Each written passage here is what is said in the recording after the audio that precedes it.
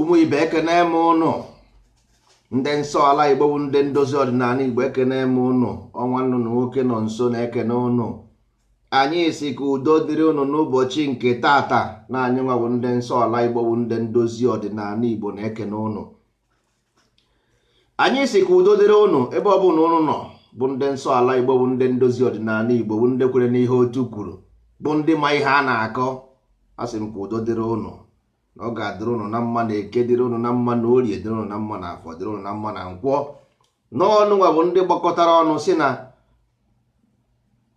ihe nna nna ụnụ mere abụghị ihe ọjọọ, na onweghị ka mmadụ ga-esi apụta n'ụwa anọkọtasị na asị ya na ihe nna ya mere bụ ihe ọjọọ okwere.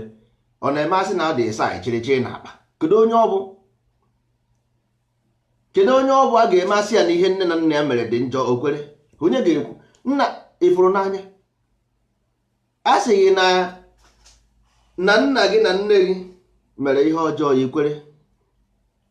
Nwanne nwere iberibe ka ya? Enweghị iberibe ka ya. Iji anya gị na-abụ iji eri defu nne na nna gị.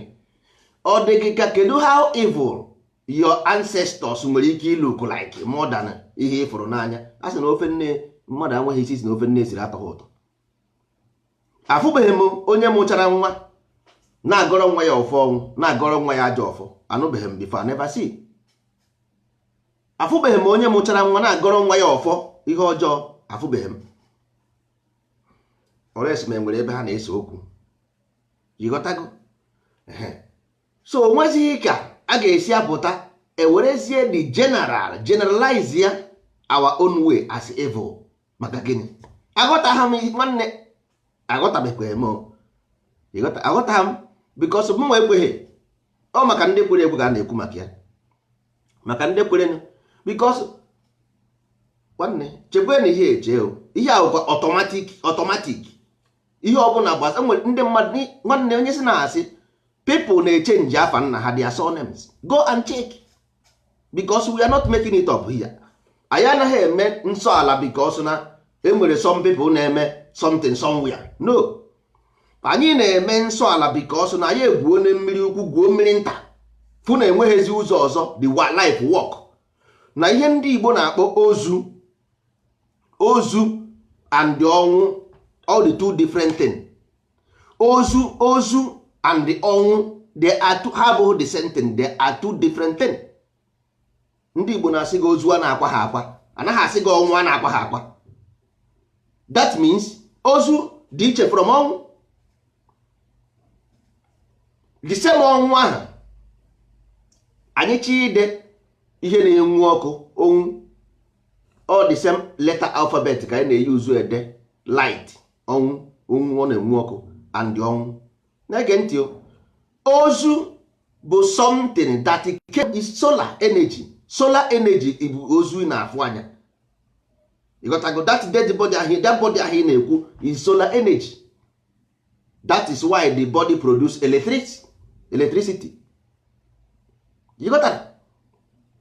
So now solar, kedu the source of solar? Source of solar from sun. Now you see why English people give a child a son, because every solar came from sun energy. You got that? So if for the thing now, so ozu bụ something na-eji produce electricity, which is the spirit. Ozu ahụ na-produce the spirit ahụ na.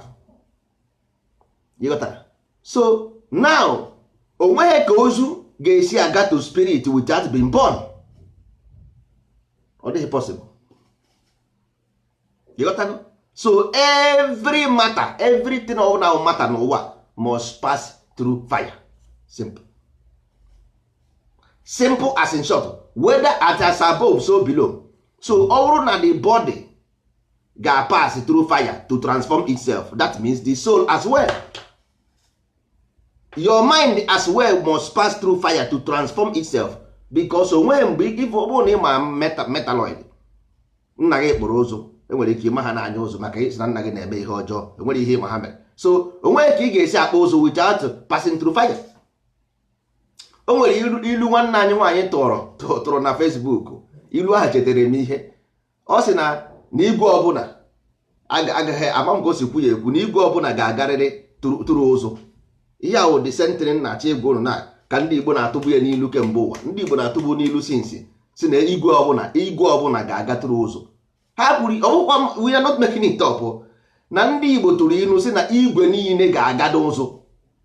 Igwe niile ga-aga n'ụzụ na every matter, every body any ihe ọbụla body solid to make a transformation na ọ ga-agarịrị tụrụ gịnị ụzụ. Gịnị bụ ụzụ? Fire, transformation, transmutation, renewal, period. Now ifuru ebe ihe ha na-agwa unu about crucifixion and resurrection. Ifuru ihe crucifixion and resurrection now na ndị Igbo ma bụ na anything, because human being is just like a living entity. So for you to develop the mind upper and upper, you must pass through destiny, period. That is period. That is why ihe na-eme anyị ji eme anyị, because ọwụ na ị mere destiny in a different form culturally, all those your pathetic situation ị ga-eme ha navigate through a cultural revolution. mana duto na nwanne a sị na o meghe n'izu o mee n'ọnwa, ma o meghe n'izu o mee n'ọnwa. So ọwụ na o meghe through culturally, o mee through dangerously, but to transformation you must have. You got that? O meghe through culturally, o mee through dangerously, but to transformation you must have. So nwa kwuzo ọzọ, nwaanyị dị ime ga-amụ nwa, and all through that same process ka ọ ga-esi amụkwa nwa. Ọ gaghị agba ya n'ọnụ, ọ gaghị anya ya na nsị. All through that the same process esi amụ nwa ka ọ ga-esi wee ga. You got that? So ngịnwa bụ mmadụ, the only way to differentiate you with the other species is through passing this ihe na-afụ maka ya. You got that? Because nature abhors a vacuum. Nature is a living entity. The world you see, the universe is a mind on its own. So igwe is separate from this mind. Don't count yourself off, because this is just ihe unu na-afụ as life is a cage. You can check out anytime you like, but you can never live. Yeah, Hotel California, you gotta go. You can check out anytime you want, but you can never live. The entity you can never live. You have been made to receive and program. Simple. It's a magnet. Or a magnetic world ka anyị nọ n'ime. That is what you see in Obuga. Ihe na-afụ na Obuga, the electricity and magnet. That is what you see, electromagnetism. That is what you see it. Go there, you will see it. So maka ndị onye ọbụla kwuru na Igbo mere nke a mee nke a n'oge nso, nwanne ka were ebo kpọsa ya anya. The same place edere gị na Obuga na-eri ga na-eri gafụ na edere Obuga ebe ahụ. The shoulder and ịhapụ ya isi osiga osi Israel bịa. Ọ dị die nna gị debere gị ihe ajezi ime na je were nwa mmanụ gbara afọ ọnụ kpụọ ebe ahụ na-akọ nonsense. They want to destroy their own ideology because of what amaham. I don't know. Ihe ọbụla nwere ihe ọbụla nwa bekee kwuru ma ọ bụ ndị okwu ndị Israel kwuru ma ọ bụ ndị ọcha kwuru, ndị Igbo na-enwebugo before. Igbo nwere distance. Ịghọtago? Igbo nwere ya ọ dị die. Igbo nwere ama Igbo, nwee Igbo ukwu, nwee Obiafara, which is the house of Zodiac. Igbo ukwu, the upper Igbo, ama Igbo, the lower Igbo, which is ha na-akpọ Heliopolis in the Greek language. So astrology, we are masters of astrology before any other thing. We are masters of astrophysics. Ndị Igbo were the master of astrophysics. Oya ka unu na-afụcha unu na-akpọ debe agwụ ma ihe a niile. All those things are astrophysics. Ị na-agbachara ihe a niile ọsọ, then how do you study the movement of stars and the cosmology? Because the way ebe edebere the cosmology bụ na those things ị na-agbara ọsọ is not evil. Mana ị na-aga pharmaceutical company today, for you scientists today, oh they are the best, they are building planes, they are building motor. nwanne ọ bụ na ọ bụ as to how can plane lift ọ bụ na plane amaghị about cosmology. That thing ị na-agbara ọsọ bụ ihe a studied wee na-arụ this thing. If I want to make you powerless, I place that information as evil. So you don't go there. It's as simple as ABCD. Oh, they place here. If I want to make you powerless, I place every energy in the opposite. Ị gaghị agazi die na because all evil. Nwanne enwere evil carry mind. Every human being you see them kill in this life was killed by something, either human being or whatever. So when that evil ahụ na-atụrụ egwu, where is it? Nothing happens by surprise. Everything dangerous was done by somebody. So what are we talking about here? If you are dreaming, have you ever asked yourself gịnị wụ meaning of dream before you can begin to make believe? Go and take a dictionary. Look what dreams mean. Dream isi na-arọ nrọ ịchọwa pastor or pastor nyere gị the meaning of dream. Kedu ihe ịrọ nrọ pụtara n'onu Igbo? Ịghọtago? Because before you ga na dibia ma ọ na nke jesi ya na ịrọrọ nrọ, what is the meaning of nrọ in Igbo language? Because all we mara ihe wu meaning of nrọ, then you don't have to go to that dibia or to that pastor or to that nwaanyị na-ekpe ekpere. Ịghọta? Dream n'oyibo, ọ bụrụ na ị maghị asụ Igbo, go to oyibo and look what is a dream, what dreams means, because people created this language. Ndị ma more than you, they know more than you, and they created these languages so for their offspring, because the highest place nwere secret na this life of language, because all letters na control spirit. So that is where the secret is being coded. You got that? So ụdị ka anyị si eme omume gosiri na anyị amaghị nsọ ala Igbo, period. You got that? Because onweghị nwanne, enwere ihe a na-eme n'ụwa, enwere ihe ọ ga-eme a na-eme n'ụwa, ị na-ajụ si nwanne anyị osozikwa n'ihe a na-eme. Because ọnwụ na anyị si otu anyị si eme na-akpa agba, onwekweghị ihe ruru anyị n'ụwa ahụ. Enwe ihe ruru anyị because obodo niile ifuru n'ụwa arụrụ arụ ọ mmadụ rụrụ ya. Is some people come together and begin to develop a knowledge, idea, whether culture, whether religious, whether whatever. At the end of the day, then begin to transform this idea into society. First of all, you must transform yourself, because what you have you can only give. You cannot give what you don't have. You gaghị enye mmadụ ihe ị na-enweghị. You can only give what you have. So all that transformation emeghe inside, you can never replicate it outside. It's not possible. It's absolutely impossible. That is why ihe anyị na-eme bụ sọsọ insult, to humiliate, to intimidate, because you have aggressiveness. That is what you call evil. You got to go. But ngwa na-eme the thing not knowing. Ị na-eche na enwere some evil no somewhere. No, that is mind doing everything. You got to go. All the same mind aha, the same anya ahụ eji ebe akwa ka eji afụ ihe niile. Why o ji eme iche ibe akwa? Why anya mmiri ji agba gị n'anya? Why na ọgbagha gị n'ọnụ? Why na ọgbagha gị n'imi? Why n'anya ka anyị na-enwe anya mmiri? Why is the pain in the eye? Kedu ihe mere the pain ji wee dị n'anya? Because that is what sees. Ọ bụ anya na-afụ. Gịnị bụ ụfụ? Pains. You got to... So ndị be anyị kwesịrị ịma, they should know by now. They have to know by now. Ndị Igbo especially, ndị Igbo ndị kwere n'Igbo, because enwere most of Igbo na-ekweghị n'Igbo. Mana at least ndị kwere n'Igbo by now should know that na they have been mistakenly mistake. Ha emego mistake because Igbo were pride, all glory, because our expectation was very high, because we begin before ya pụọ n'Igbo. Ịpụ n'Igbo aha anyị pụrụ trapụrụ anyị. We are trapped because ọ dị ka mmadụ kpochasịa gold na-adebe, iwere gold ruo ya unyu, irụsịa the gold unyu, nwanne the color of the gold will disappear. Mana mbọsị ọbụla iwerekwe the gold fichasịa ya, jee iweta ego smith, goldsmith akpọsịa ya nwanne ebukwa new gold na shine. As long as no gold ka ọ bụ, it remains gold, never change. Gold never change. Ịghọtago? Gold anaghị agba ụtụ.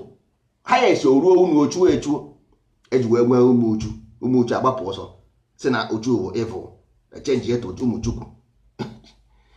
Ọ chọghị clean the gold, but ọ chọrọ transform to chukwu automatically without cleaning the gold. Ọ chọghị clean the gold, iwu a gold churu echu, ọ hapụ the gold churu echu chọwa shining gold without cleaning nke enyekwere gold ọnya gold na akpịrị. Ọ sị na gold nke ọnya na akpịrị churu echu, o chenji nke ahụ ụjọ na akpịrị churu echu ọba ya chukwu. Ị na-ahụkwa ahụ ọba gold onye na onu churu echu chukwu. Ọ chọghị iwejere goldsmith go clean ya, wejere goldsmith go clean ya, ọsị mba, mana ọ ga-echenji afa ya automatically. Ọkwa ihe anyị na art today. Ịgwa ndebe anyị sị ha n'ọwụ nsọ ala bụ the way, the truth and the life.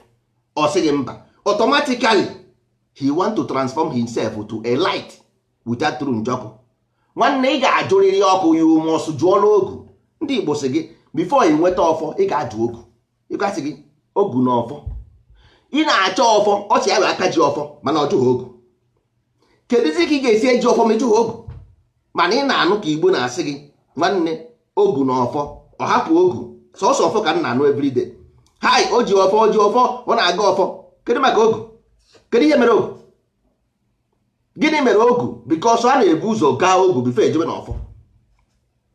Mana ọ jọmpụrụ ogu ajọmpụ. Ịma na anyị na like automatic ticket. Ọ jọmpụ ọ dị ogu makpụrụ na ọfọ. Shiaji ọfọ. Mana ọfọ ma onye jie. Ọfọ ma na onye jie na ị gaghị asị nwụrụ mmụọ asị. Isi chakwa asị dị n'ụwa afọ ịfụrụ mmụọ, ị gaghị atụ nwụrụ mmụọ asị. Maka na mmụọ na-amụ n'ụkwa mmụọ ji ọkụ. Ọ bụ mmụọ ji ọkụ, o wepụ ọkụ igbo isi eke. So ị ga-asị nwụrụ onwe gị asị, mana mmụọ ị gaghị asị nwụrụ mmụọ asị maka na mmụọ ji ọkụ. Ịghọtara? So ihe dị n'ime Igbo bụ n'ime Igbo ka ọ dị. Ịnọdụ n'Igbo ị na-afụ ụzọ. You can only see when ị nọ n'ime Igbo, because most of us amara ihe bụ Igbo. Ịjụ ha asị ọwụ ndị gboo. Ịghọtago? Ịjụ ha asị ọwụ ndị gboo. Gboo bụ gịnị kwanụ? Gịnị bụ gboo? Ọsị ancient people. It means what? Ịghọtago? Means what? Keto primordial.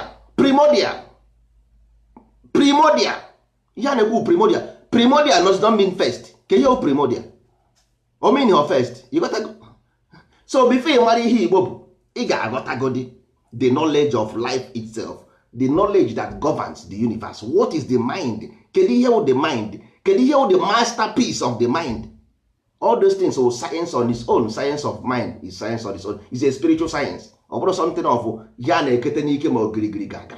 Mba. All spirit of the mind science dị iche from physical science. You got to go.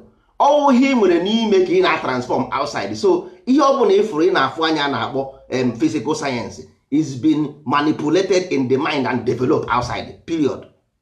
Ị gaghị ajọs nọkọta n'ọrụ ụlọ ịrụsi ya ọgba ngọ.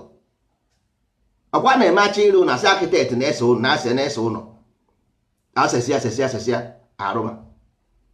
Mana o nwere onye ị ga-eme ife ọ na-edi eso ụlọ ese o dosa ihe ọrụọ ya pịa kwụrụ straight nothing ngọ, onye ahụ arụgo mind ya arụ. O nwere ebe ị ga-eme ịga n'ụwa ifu dị architect arụrụ dị ndị rụrụ ya ha eseghị ya n'akwụkwọ before ha arụọ ya. Ha eseghị ya n'akwụkwọ before ha arụọ ya. Because the mind ị na-afụ already ọrịgo. Ọ wee ebe ndị Igbo nọ before. The life you na-elive bụ a matter, the minimum life of ndị nkịtị.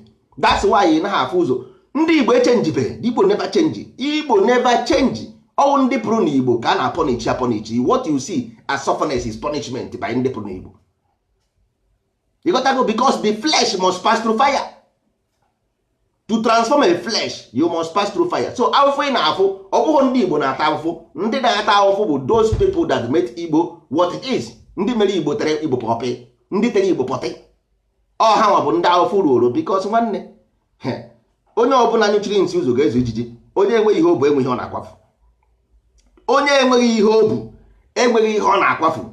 Not today, not tomorrow. Death is not the end of life. Mana ndị nkịtị nwere ike ịhụ ndị ụka, ịmagoro ndị ụka ndị nkịtị, ọ ga-asị gị ọ nwụọna, Jizọs egbuo na ya maka o ji mee nka, o ji mee nka, Jizọs emene ya nka, Chukwu emene ya nka, maka gịnị? O ji wee na-ekwu against God, o ji wee na-ekwu against Jesus, not knowing na ọnwụ abụghị end of life. But for ndị nkịtị, yes, because ndị Igbo na-asị ọ na-enwu onwu to light, to transform into light. Ọnwụ is to transform into light. Ozu is solar. Gịnị wụ solar? Solar energy, which is the body. So ọnwụ na-ebinye ihe eletrik, ịgbanye ihe on before you nwụọ, nwanne, you are going back until you light the electric. Ọkwa ọmụ kwuru ya, this is not my language. Ọ bụghị mụnwa mere invent, is an Igbo language with me and you. But ihe a na-ekwu, the meaning of ọnwụ is ọnwụ. Ọ na-enwu ọkụ, yes, ọ na-enwu ọkụ, mana ọ nwụrụ anwụ pee. Asị na bọọbụ ahụ anwụọna, ọ naghị enwu ọkụ. Ị nwụrụ pee because ị naghị enwu ọkụ, you don't have light. Ọ na-enwu ọkụ, iwego the voice, ọ na-enwu ọkụ. Ọkụ ahụ ọ nwụrụ anwụ, yes, bọọbụ ahụ nwụrụ anwụ. Ịfụrụ ya? Ịfụ the two. Ọ na-afụ ụzọ, ọ na-afụ ụzọ. Nwanne, ọ na-efu ụzọ, o furu ụzọ. The same you see and the same you blind. Nwanne, ọ kpụrụ isi, ọ kpụrụ isi. Nwanne, ọ kpụrụ isi, ọ kpụrụ isi. Ọ dị blind, ọ kpụrụ isi, the same thing. So ndị Igbo bụ the highest language coded on this earth, the highest, enweghịzi ọzọ. Because nwatakịrị Igbo were Igbo gụọ akwụkwọ, every science ọbụla a na-eme were Igbo gụsịa ya, nwanne, in 6 months anyị ala ndị na moon. In 6 months anyị aga n'ọnwa straight ahead. Ihe nna agwa unu bụ eziokwu n'ihu Chukwu na n'ihu mmadụ. That's why nna gị ji wee mee ihe niile ha mere n'ụwa, because the language emere ka o doo anya, emere ka o doo anya.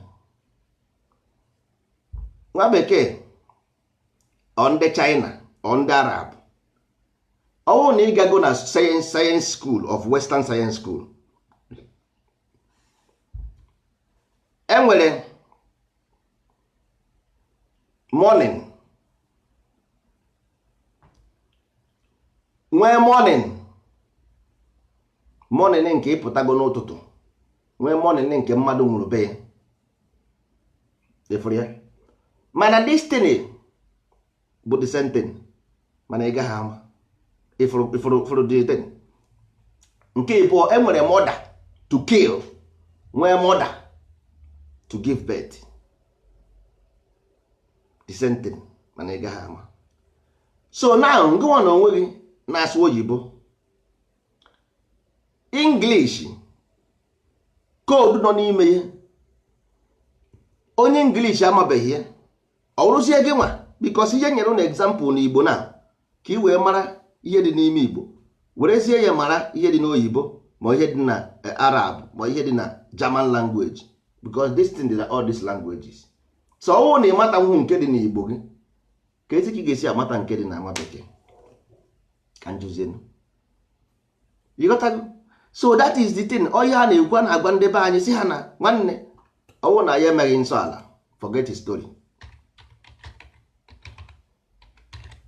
forget his story. Enweghị ihe anyị na-eme, enweghịzi ihe ọzọ anyị na-eme, because our own nke nsọ ala anyị na-ekwu okwu ya ọ bụghị nke cheri mama mba, nke anyị wụ practical nsọ ala, community service, everything a na-eme ka ụmụaka anyị na-amụ amụ soro n'ihe a na-eme n'ụwa. Anyị agaghị agba cheche, anyị agaghị agba cheche, mana ihe ọbụla a na-eme ka ụmụaka anyị soro n'ihe a na-eme, activities, all those kind of things, ọ ihe padịrị n'ihe anyị na-eme, is a package, is a package. Ihe anyị, our intention bụ na the whole Igbo association in this world to be changed to Igbo heritage from A to Z. Because why? Enwere Igbo association everywhere in the world. Gwagodi one achievement for the Igbo association. No achievement. Why? Because there is no ideology guiding the principle. There is no ideology guiding the principle. Oh, because of na ha chọrọ iwu ndị Igbo nọ na ha chọrọ iwu ndị Igbo, ha chọrọ ka ha nwee an organization. Yes, ọ dị mma, it's good to have association, but kewenye the fundamental basis of this association. There is no fundamental. That in Nigeria anaghị aga work today. Nigeria never work because not because of na ha enweghị association ma ọ bụ na ha enweghị government. No, but enweghị value, enweghị cultural value that bind the system. Enweghị cultural value. So that's why o ji wee nwee ndị a na-ezuru ego mmanụ ji wee nwee access to the system, because enweghị any ideology that guide the system. Enweghị the kind of people that need to be here or not to be here. Enwere ịga na developed nation, enwere kind of people na-enweghị the ike irute, they can never even register for vote. They can never even register to contest because ha mana their own protocol level eruhu there. Mana in Africa, the worst man have access to a political system. Ebe a na-ekwu na nwanne ihe na-agwụ na everyday ị na-egwu mmiri, the moment ị kwụsịrị imove aka ga-emove, you will sink inside water.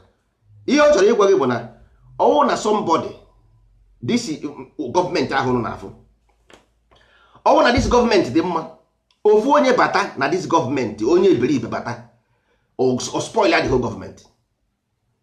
Ofu onye iberibe bata na the system, o ihe niile ahụ nrụ forever o destroy ya.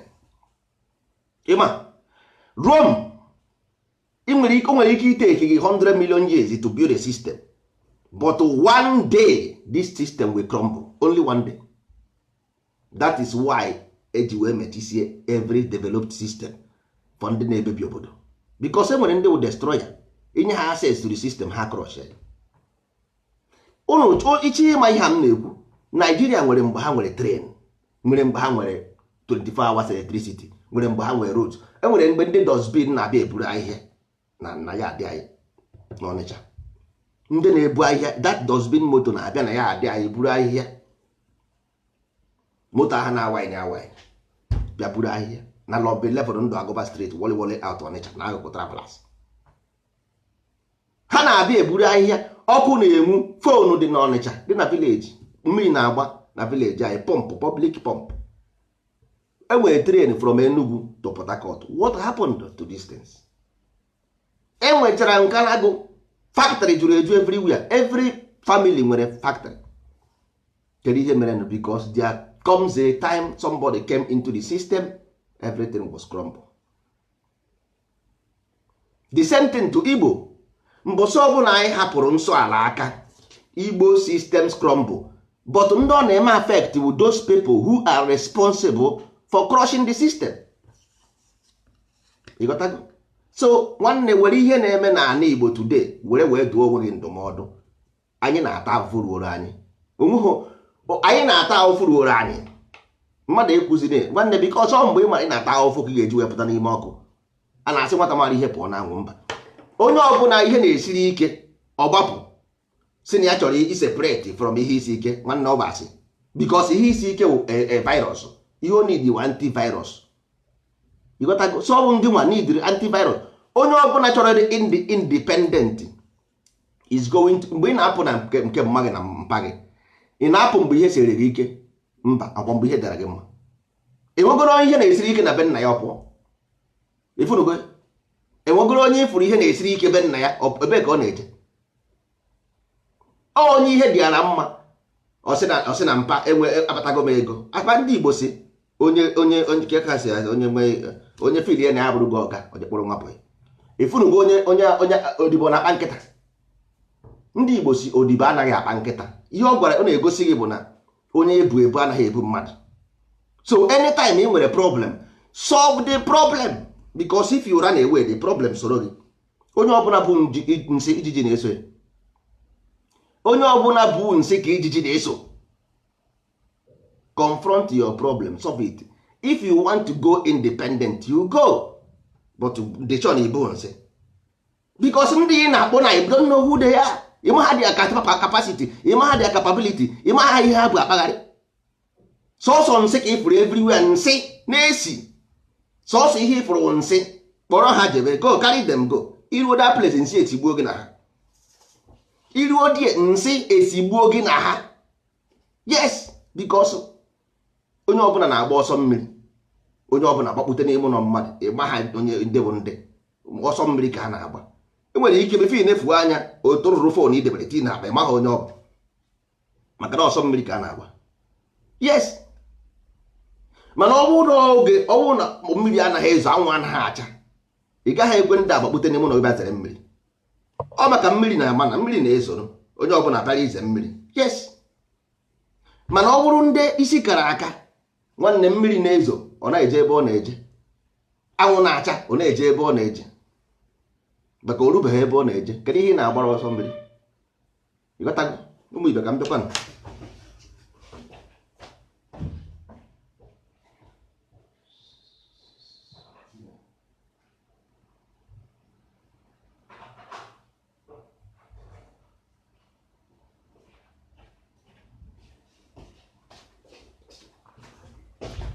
Ngwa na udo dị ụmụ ibe, ana m nwere na-achọta m n'ụlọ na anyị ga-akọntinu. Ọ bụrụ na ndị nwere visita, ọ bụrụ na ha pụọ, ka anyị kọntinu destiny n'ọdịnihu na-epụ na anyị ga-agwọ ndị be anyị bata. Anyị ga-agwa ha na ma come rain come sun, we must work for this land to be great again. Igbo bụ Igbo, ekene m.